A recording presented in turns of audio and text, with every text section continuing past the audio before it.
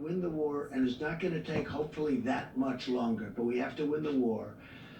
And I would say that they have a duty to sit back, watch, behave, wash their hands, stay in the apartment with mom and dad. They look like they're lucky to have you as a father, and just learn from it. But you know, the young people have been tremendous. They some of them are very happy not to go to school. You understand that? Perhaps yours, perhaps not.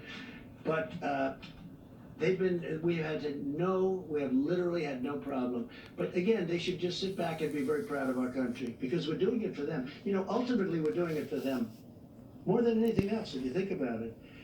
The other thing that's nice, and the one thing that has come out, and I learned this again, it was reaffirmed by President Xi last night in my conversation. The young people are really, it's an incredible phenomenon, but they are attacked, successfully attacked, to a much lesser extent by this pandemic, by this disease, this whatever they want to call it. You can call it a germ, you can call it a flu, you can call it a virus, you can call it many different names. I'm not sure anybody even knows what it is. But the children do very well. It's almost the younger they are, the better they do. I guess the immune system is, sadly for some of us, their immune system is stronger. But actually, I'm very happy about that. But they have been attacked, for instance, the Spanish flu. And if you look at the H1N1, the swine, if you take a look at the swine flu, which was, as you know, not so long ago, that attacked very strongly young children, kids, middle-aged people, everyone. Age is a factor here, so your children should be in good shape. But just tell them to be very proud of the country, okay? Just to follow up real quickly, when does the risk become an acceptable one to allow people to go back to their lives? Maybe well, we're going to make that determination. And you're going to have something to do with that. And look, we're going to be guided also. You have some real strong feelings. The media, I'll tell you what, the media generally, I mean, I'm impressed. A lot of the media has been fair. I'm not used to fair treatment in the media. I don't know. I don't know how to handle it. But the media has really been, overall, I think the media has been pretty fair. That's understandable. I can tell you who, but what's the point? But the media has really been fair. I mean, they view this as that we're all in a problem together and we're going to win. We're going to win. Please. Yes, thank you, President Trump. New York is currently the epicenter of the outbreak in the U.S. with about half of the cases. Yeah. Yesterday, Kellyanne Conway laid a lot of the blame for that on the mayor, pointing out that he told people to go about life as normal and he resisted closing schools and businesses. I'm wondering if you agree, and also if I could ask you your thoughts on the stimulus bill preventing aid to your businesses. Do you think that's fair, and what are your thoughts on that? Well, that's not happening. I mean, I think they wrote us out. And that's all right, but that's not happening. As far as the mayor of New York, I'll be honest, I didn't know him well. He and I are obviously opposite persuasions, and we would go at it, but we didn't, I don't know if we ever spoke other than to maybe say hello a couple of times. I did down at the Memorial, World Trade Center Memorial once a long time ago. So I've spoken to him a lot, Mayor de Blasio, and we've really had incredibly productive discussions. I've gotten him a lot of people. We've gotten him a medical center. He's asked for at Elmhurst. I know Elmhurst Hospital very well. I mean, that was an area of Queens that I grew up in. And boy, you talk about an epicenter. That's really the epicenter of the epicenter. That's really something. We talked about it because that was, you know, very close to where I grew up. And you know, knowing it, being so familiar with it, it's incredible to see where they have the trucks. I don't have to go into great detail, the refrigerated trucks coming up, and I've never seen anything like it. I've spoken with Mayor de Blasio a lot in the last week. We've helped him, I think, a lot. And I've really gotten to like him. I get along with him very well. Now, he wants us to do certain things, and we've produced. I mean, today I spoke to him with the Secretary of Defense, Esper, and we had a great conversation, and we're helping him get some of the things he needs. I don't have to go into great detail, but he's very happy about what we're able to do for him today. And he's like us. He's working very hard.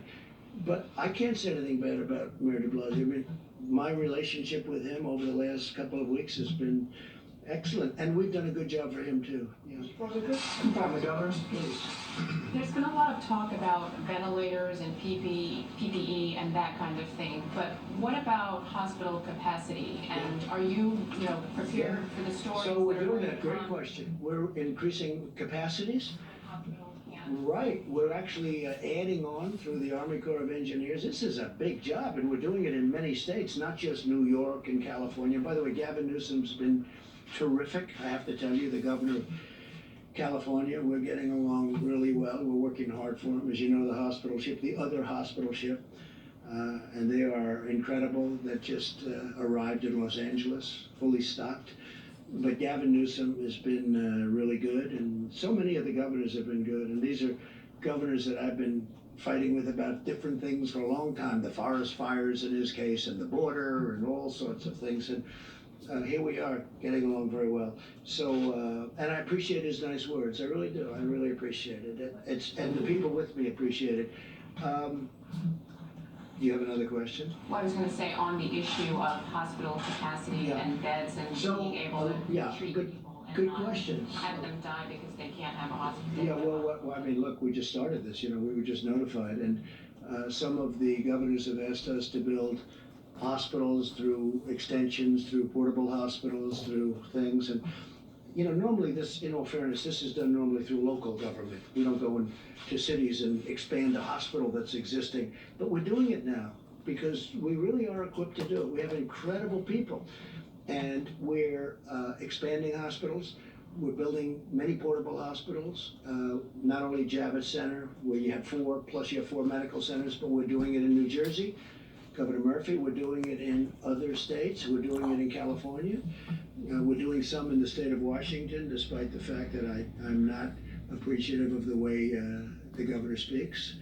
We're doing it in a lot of different locations, and we're doing a lot of expansions. We're also taking over buildings, and the city will go in, or the state usually will go in, take over a building, and we go in and equip it and make it so that it's now hospital functioning. They call I do more than the governors, as you would have had the information first. Yeah, well, they say I had classified briefings a long time ago, which wasn't true, but we've had briefings, and as I know it, the governors have also had many briefings by the federal I guess, government. to tell them this thing was coming. This was a... Oh, I think we knew for a while, but if you take a look, I was the first one to say to China, and I have great respect for China, I will tell you that, but I was the first one when they had the problem to say you can't come in, and if you go back, that's a long time ago. So if I can follow up. Mr. President, on this question of ventilators, I understand you have a question whether or not New York needs as much as they want. Governor Cuomo is saying 21 days from Here's now. what we're gonna have, are you ready?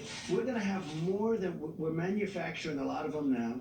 We're accumulating a lot. We're taking a lot through the act. We're taking a lot. We're actually taking them. And we're gonna have, in a very short period of time, and Peter's doing it along with some very talented people, some really talented people. It's very impressive, actually. But we're actually taking a lot. We're gonna have plenty. And if for some reason you're going to need even more, we're gonna be prepared. As an example, we've given out thousands and thousands, which I think you'll know. We accumulated thousands, we give them out. But we right now, I think in the stockpile, we have over 10,000. The reason we don't want to distribute that is for exactly what you're saying. If there's a mad rush in New York, or maybe in Louisiana, or maybe someplace else, we don't want to have given out all of those units, the ventilators, and then in those sections, we give them to Iowa, but they didn't have a problem in Iowa. We give them to Idaho, we give them to lots of different places, and now we have to try and get them back, which is never easy to do. No, John, what I'm saying is this. We are prepared for things that nobody has any idea that would be prepared. And you know what? When I took this over, it was an empty box. We didn't have testing. We didn't have anything. We had a broken system there. We had a broken system with stockpiling. We had a lot of broken systems. And I'm not just blaming President Obama. You go long before that. But in all fairness to all of the former presidents, none of them ever thought a thing like this could happen. But we have right now 10,000 ventilators in stockpile. We are ready to go with those ventilators. What we don't want is where we distribute the ventilators like we did in New York and they didn't need them, or they didn't know, or they didn't use them. If we need them in New York, we're gonna have plenty. Now, we're getting a lot of ventilators in the next short period of time. A lot of ventilators are coming in the next short period of time. We're manufacturing. We went to all of the companies. I read their names. We went to all of those companies. They are going to go, I would say, round the clock, Peter. Is that right? They're going round the clock. Is 100 days fast enough? Like you said, is that fast enough? 100,000? Because some of these Let's people put it this way. 3 weeks. Let's put it this way. We've distributed thousands and thousands already. Normally, these would be bought by states, just so you understand. Normally, these would be bought by governors. They were, I don't want to say unprepared, but nobody was prepared for this. What we've done, nobody can even imagine. And by the way, I've had governors tell me, including Democrat governors, they said, we can't believe you've been able to do this. And you go to other countries, and we're not only competing against states, because we don't want to compete against states. We've had a couple of cases where states were buying, we were buying, and I said specifically, because I heard about it, pull back, let the state buy it. Immediately, the price goes way down, and they end up buying it. But we're also competing against many countries, because many countries need the ventilators. That's why I want to build more, if possible. John, maybe we'll take one more question. The question I was building up to is, are you able to guarantee, to assure these states, these hospitals, that everybody who needs a ventilator will get a ventilator? So here's what I'll tell you. I think we're in really good shape. This is a pandemic, the likes of which nobody's seen before. I think we're in great shape. I think that, number one, we've distributed, ventilators is a big deal. We've distributed vast numbers of ventilators, and we're prepared to do vast numbers. I think we're in great shape. I hope that's the case. I hope that we're going to have leftovers so we can help other people, other countries. Everybody who needs one will be able to get a ventilator. Look, don't be a cutie pie, okay? You know, everyone who needs one. Nobody's ever done what we've done. Nobody's done anything like we've been able to do. And everything I took over was a mess. It was a broken country in so many ways other than this. We had a bad testing system. We had a bad stockpile system. We had nothing in the stockpile system. So I wouldn't tell me what you're like being a wise guy. Go ahead. Mr. President, you signed a bill today the size of which could choke an entire herd of horses. And before you even had a chance to put pen to paper, people were already talking about the need for phase 4. Yeah. Do you see a need for phase 4, and where do you think the priorities will lie? It may be something where we're going to have to help states, because the states have been hurt very badly.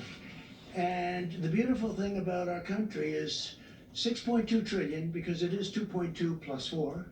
It's $6.2 trillion, and we can handle that easily because of who we are, what we are. It's our money. We are the ones. It's our currency. We can handle it, and we can handle. I watched Jerome Powell the other day, and he did a good job. He said, "We'll do whatever we have to do." John, we have to do whatever we have to do. Where do you see the priorities being? The priority is life and safety, and then the economy. Life and safety. Does the Easter goal stick? It seems like the week you said we love Easter, but now it seems like it We'll could see. be A lot of things Go can. ahead in a long weekend. Yeah. What do you tell those folks who think they're going to have to wait this out for a while? I tell them, if it's your life, then it's your safety. And if we need more time, they're not going to have a problem waiting it out. It's life, it's safety, and it's our country. But we have to take care of people. At the same time, we want to get them out. They want to get out. Our country was built on that. But we have to make sure it's safe, and everyone knows that. Okay, one more question, please. Thank you. Start with the last answer. Thank you. Both the World Health Organization as recently as today and your own health officials have said that any treatments that we use for coronavirus should be scientifically demonstrated to be effective.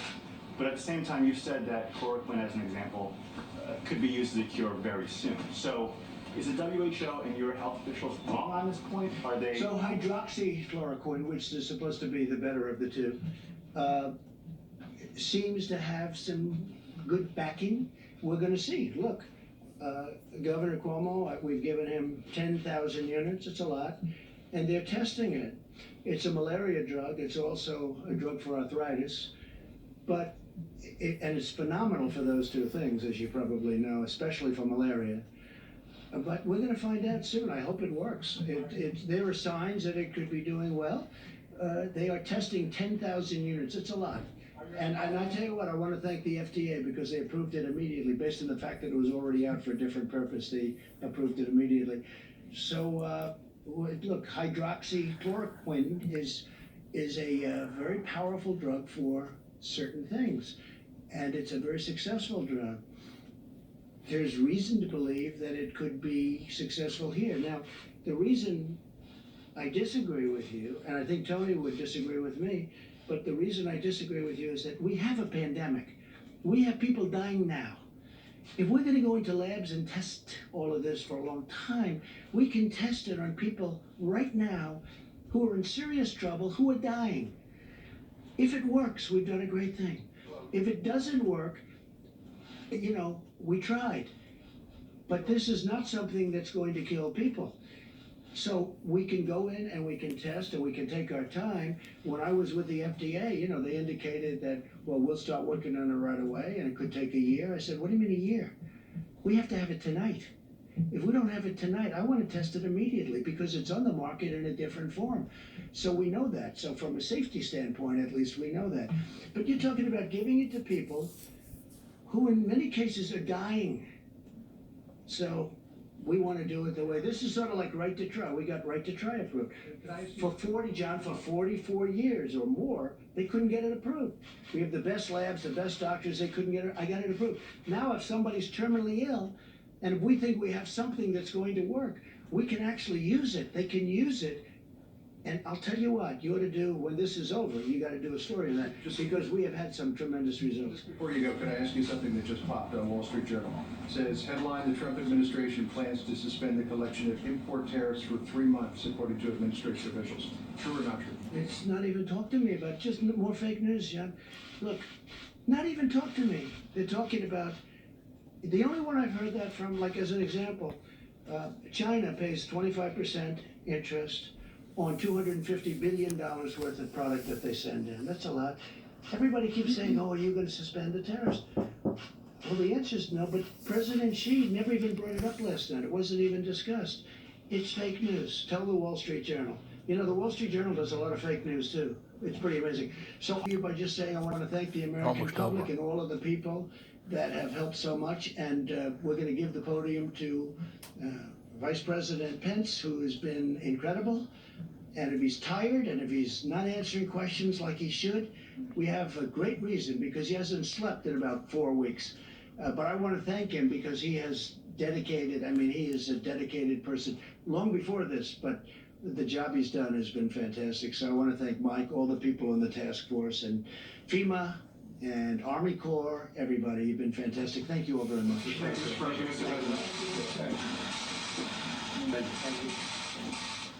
On slowing the spread of the coronavirus through mitigation, expanded testing, and ensuring that our healthcare workers have the supplies they need. With cases now in all 50 states and more than 50% of cases in the New York area, it's more important than ever to adhere to the guidance of state and local authorities. And for every American, the best thing that you can do, young or old, is put into practice the President's coronavirus guidelines for America. Amen. It is the way that each of us can do our part. Amen. Since we last spoke, as you all know, the President signed the Coronavirus Aid Relief Economic Security Act. This makes direct payments available to American families. The average family of 4 will receive a direct payment of some $3,400. It also covers payroll for small businesses across the country for a period of several months, so that even if the business is closed, they can continue to have a loan which will be completely forgiven if they keep their whole team on the payroll. There's support for critical industries, for hospitals, and for states as well. As of this evening, the President has issued 12 major disaster declarations, most recently for the states of Maryland and Missouri. And on the subject of vaccines, Emory University in Atlanta today began enrolling volunteers in a phase 1 clinical trial of another possible vaccine for the coronavirus. On the subject of testing, testing is available in all 50 states. and as a You've been watching the White House Coronavirus Task Force briefing here on Special Report. We had a full show. We want to bring you these briefings as they happen. Thanks for inviting us into your home tonight. We'll be back Monday, 6 p.m. Eastern Time. Please stay safe. Please stay healthy this weekend. That's it for this Special Report. Fair, balanced, and still unafraid. The story, hosted by Martha McCallum, starts right now. Please make it a great weekend. that they need while school has been suspended in so many places around the country. Betsy DeVos. Secretary DeVos and Secretary Perdue are going to share some exciting news and progress that we made in feeding children who need nutrition assistance while schools are closed. The truth is many underprivileged kids would not be getting school meals apart from the fact that as we stand here today, our administration has approved waivers for all 50 states to give them flexibilities to work with local partners to get meals to children that are in need, and also a nationwide waiver to allow parents to pick up meals. Well, what's most exciting today, as our two cabinet secretaries will reflect, we have private sector partners, a few of whom are with us today, who are helping us speed important meals to children and to families around the country. You'll hear in a few moments from the chairman of McLean Global Logistics and also the CEO of Panera Bread about the work that they are both doing to literally deliver millions of meals to American families. It's truly an inspiring story, and I look forward to hearing it from them and sharing it with you. But it's just one more example, as President Trump said, that we'll get through this, and we'll get through this together. Not only a whole federal government approach, working with all of our state partners, working with healthcare authorities at the local level, but also working with businesses that have been willing to step up and stand at the point of the need and be there for the most vulnerable and help us meet the needs of our children and of our families. And on behalf of the President and a grateful nation, we thank you. And I'm grateful to you, Vice President Mike Pence, a great man. Thank you so much, Mr. Vice President. And I just want to begin by thanking President Trump for his clear-eyed leadership during these challenging times for our country and for our world. And Vice President Pence, for your tremendous leadership of the task force and for truly making a difference that's certainly true for America's students and teachers as well. Most of them, as Owen said a moment ago, experiencing unprecedented disruptions in learning and in their lives. I want each of them to know that President Trump and his administration are taking decisive action to keep them safe and healthy so they can continue learning. Amen. We must rise to the challenge of educating all children from all walks of life who all of a sudden are in many, many different learning environments, and they're counting on all of us to find solutions. I'm really pleased to be here today for the announcement of another terrific solution initiated under the President's leadership. Secretary Perdue is going to share details of this public-private partnership. But before that, I'd like to provide a few additional comments and talk about the work that the Department of Education has been doing on behalf of students, parents, and teachers during this national emergency. My team and I are in contact daily with governors, state school chiefs, college presidents, superintendents, and local education leaders. We are quickly responding to their needs so they can do the next right thing for their students. Most governors have decided to close some or all schools in their states for a period of time. As a result, students may not be able to take federally mandated standardized tests this spring. And the President took action to make sure they didn't have to. We made the process to delay these tests for a year fast and painless. As of today, 47 states have requested the delay or the waiver, and 46 have been approved within a 24-hour period. We also released additional information making clear the expectation that education will continue for all students. The transition to distance and online learning needs to happen quickly, and it needs to include meaningful instruction and supports for children with disabilities. Learning should not stop or be denied because schools fear federal regulators or fear doing something different. Distance learning is happening. States like New Hampshire and Florida have implemented phased and tiered approaches to meet the needs of students in their states.